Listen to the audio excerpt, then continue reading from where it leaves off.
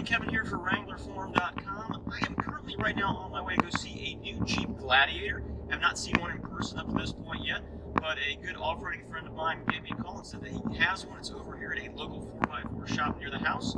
So we're going to go check this thing out and see what it looks like.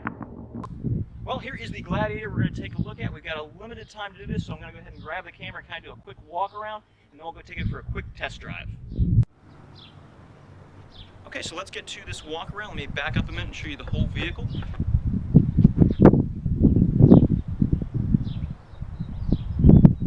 And let's of course start in the back by the bed, which is the most unique feature of the Gladiator, right? It's a JL based vehicle, if you will. It does have a bigger frame, stronger frame. But back here we've got a nice bed you can put stuff in. You've got a power outlet back here along with the light. You've got a rear sliding window to the cab area. And this is the factory bed liner down here. Looks pretty decent. Well, and then of course it's got the tow hooks back here. You got the hitch trailer package as well. Coming around this side, you've got the nice rims and tires. Let's take a look inside here a minute. So inside, this is basically, is a JL interior. It's got the red dash for the Rubicon. This one's got the leather seats, pretty nicely loaded. They already got a CB in here. It's of course got the removable roof panels as well, right there. So that looks pretty good. Let's take a look in the back here. So in the back, one of the things are the storage compartments underneath the rear seats. Give you a little bit of storage area back in here. Got some stuff in there already. And then you've got this nice kind of, stuff back there. I just forgot the name of that. I'm sure you guys will correct me down in the comments. But pretty good area there. And I'm going to guess it's probably very decent to sit in. Let me jump in the back and see how it looks. So we're going to see how the back seat is getting in and out. Front seat's mostly up. Good amount of room back here with that. No problems or issues.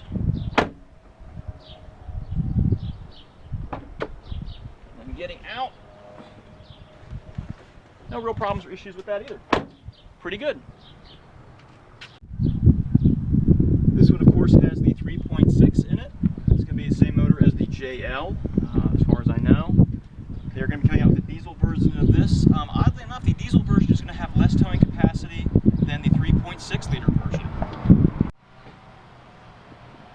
So this isn't an exact comparison because they're not perfectly lined up, but you can get an idea of how much further the Gladiator goes back versus, in this case a JK, just to give you some perspective on it.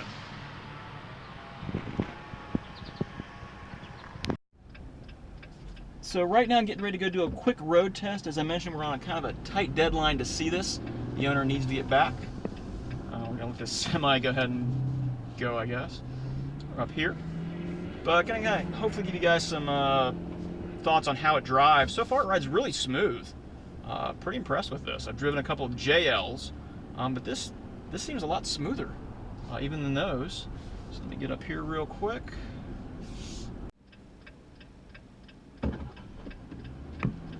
So just had the auto start engage. Pretty seamless transition with that. And these are just some, I guess, secondary roads. Speed limit's like 50 miles an hour. It's not going to be able to really tell you how it is on the highway. But so far I'd say it rides pretty smooth. Seats are pretty comfortable as well. See how we go up here? We'll go up here and go another couple streets up. Auto shutdown just happened again. That's kind of cool. Just like on the JL, the roof panels remove out of the top, so you can get that kind of open air feeling with this. And in fact, the whole hardtop comes off. Not sure how easy or difficult that is to do.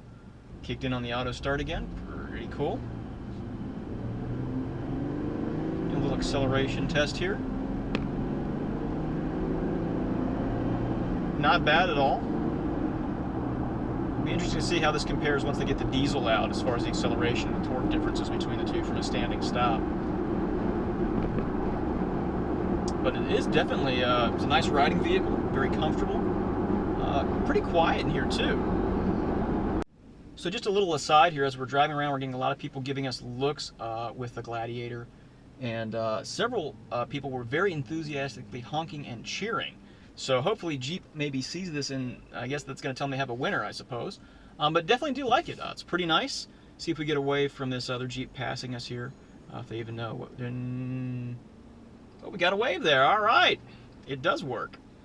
Pickup truck guy next to him in a competitor vehicle doesn't look too happy with his competitor vehicle over there.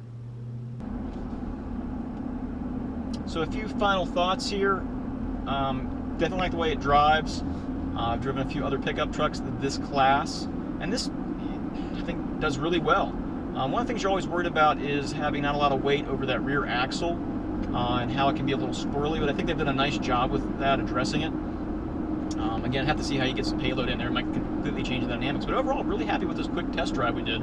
Got to speed a little bit, went on a few little roads up and down, did a little minor handling, I wouldn't call it too much, but pretty good vehicle. I think Jeep's got a success on their hands here with this. A couple other things of note: no matter which version of this you buy, it does come with front Dana 44 axle on it, so that's nice. So if you can't step up into the Rubicon right away, you can go ahead and at least have a front 44, so you get ahead of the game in a lot of cases. Okay, well, hopefully that gives you a better idea about the Gladiator. I know it was a short little test drive and review, kind of showing you a few things on it. Big thanks to the guys over at All Terrain Outfitters here in Fairfield, Ohio, for letting us come over and take out the truck. Really appreciate that. And if you guys have any questions, let me know. I know they're going to be adding a 2-inch lift to this. They're going to be doing some 35-inch tall tires on it. So we'll see you guys shortly. Take care.